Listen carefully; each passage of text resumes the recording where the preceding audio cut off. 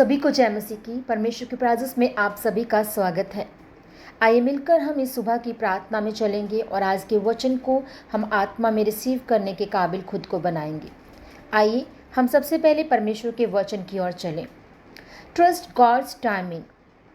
मेरे प्रियो, सत्य नंबर 1 जो सच है वो ये है कि देरी जो है वो इनकार नहीं है। डिले आपकी लाइफ में इनकार नहीं है, रिजेक्शंस नहीं है। मेरे प्रियो, परमेश्वर के समय की प्रतीक्षा करना ये नहीं दर्शाता कि आपको भुला दिया गया है। इसका मतलब ये नहीं है कि आपकी प्रार्थनाएं अनसुनी हो गई हैं। इसका मतलब ये नहीं है कि आपकी बुलाहट समाप्त हो गई है।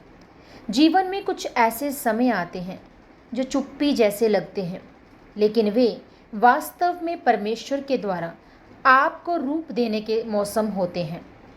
परमेश्वर केवल मंजिल से नहीं बल्कि उस व्यक्ति से भी चिंतित है जो आप प्रतीक्षा में बन रहे हैं। कभी कभी वो आपको धीमा करता है क्योंकि वह आपके अंदर कुछ ऐसा मजबूत बना रहा है जो उस आशीष का भार उठा सके जो वह देने वाला है। देरी आपका दुश्मन नहीं है, ये एक ढाल है।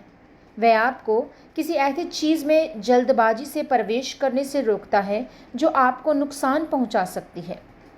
हबक्कूक 2:3 कहता है, क्योंकि दर्शन तो नियत समय के लिए है, वह अंतकाल के विषय में है और झूठा नहीं ठहरेगा। यदि वह विलंब करे तो उसकी बाट जोहता रहे, क्योंकि वह निश्चय आएगा और देर ना करेगा। जब परमेश्वर कुछ कहता है तो वह निश्चित रूप से पूरा करता है, ना आपकी हताशा में, ना आपके जल्दबाजी में, बल्कि तब जब मौसम पूर्ण होता है और नींव ठोस होती है। बीज भी ज़मीन के नीचे उगने में समय लेते हैं। ऊपर कुछ न दिखे तो भी नीचे सब कुछ बदल रहा होता है। चुप्पी को त्याग न समझे। देरी कभी भी बिना उद्देश्य के नहीं होती।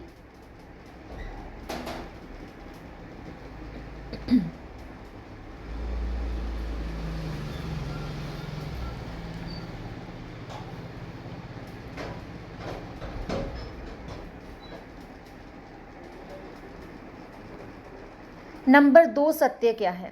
परमेश्वर के समय में भरोसा समर्पण मांगता है। मेरे मित्रों, नंबर 2 क्या है? परमेश्वर के समय में भरोसा समर्पण मांगता है।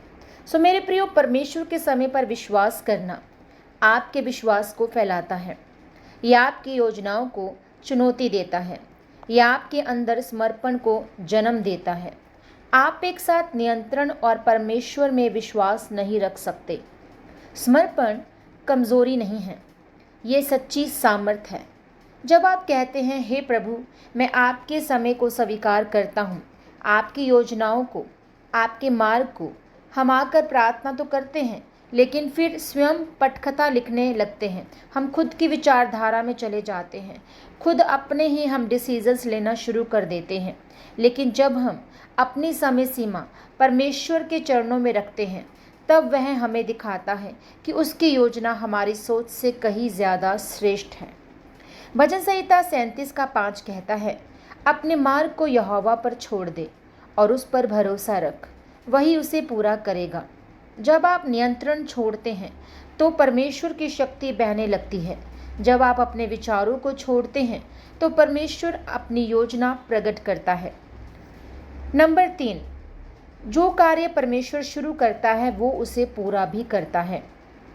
एक बड़ी सच्चाई ये है कि परमेश्वर जो कार्य शुरू करता है वो अधूरा नहीं छोड़ता। आप रुक गए महसूस करें, लेकिन परमेश्वर अभी भी काम कर रहा है। वो आपकी उम्र, आपकी गति या आपकी पिछली असफलताओं से सीमित नहीं है। वो केवल उचित क्षण का इंतज़ार करता है। फिलिपियों 1:6 में कहता है, मैं इसी बात का भरोसा रखता हूँ कि जिसने तुम में अच्छा काम आरंभ किया वह उसे यीशु मसीह के दिन तक पूरा करेगा। हर देरी के पीछे एक उद्देश्य होता है। हर बंद दरवाज़ा एक दिशा बदलने का संकेत है। अंत में आप समझेंगे सब कुछ वैसा ही होना जरूरी था, ना आपको तोड़ने के लिए बल्कि बनाने के लिए, ना आपको हतोत्साहित करने के लिए बल्कि आपको मजबूत करने के लिए। मैं विश्वास करती हूँ ये वचन आपके जीवन में 100 गुना 1000 गुना फल लेकर आएगा। आप इस वचन पर कार्य करेंगे और अपनी लाइफ के किसी भी देरी के उस पोर्शन को आप यीशु नाम से आप विश्वास करेंगे और परमेश्वर के सही समय का आप इंतज़ार करेंगे। हालेलुया। आइए अब हम सब प्रार्थना में चलेंगे। अब आइए हम प्रार्थना करें, चाहे आप साथ बोलें या ध्यान से सुने, विश्वास में से ग्रहण करें। हे स्वर्गीय पिता, आप सारे समय के प्रभु हैं। आप कभी नहीं सोते, कभी असफल नहीं होते, कभी अपने वचनों को नहीं भूलते। मैं आपकी स्तुति करती हूँ हर उस देरी के लिए जो मेरी सुरक्षा बनी, हर प्रतीक्षा की घड़ी के लिए धन्यवाद जिसने मुझे आपकी ओर करीब लाया। मुझे क्षमा करें जब मैंने आपकी योजना पर संदेह किया, समय पर सवाल उठाए। मैं अपने हर डर, हर समय सीमा, हर अपेक्षा को आपके चरणों में रखती हूँ।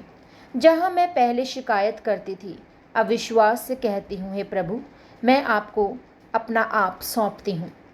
मैं हर चिंता, अधीरता और निराशा की आत्मा को यीशु के नाम से ताड़ना देती हूँ।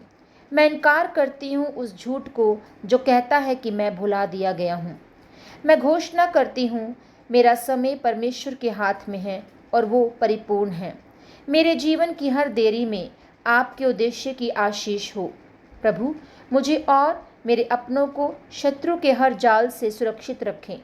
हमारे हाथों के कार्य, हमारे विचार और हमारे पथ को आशीषित करें।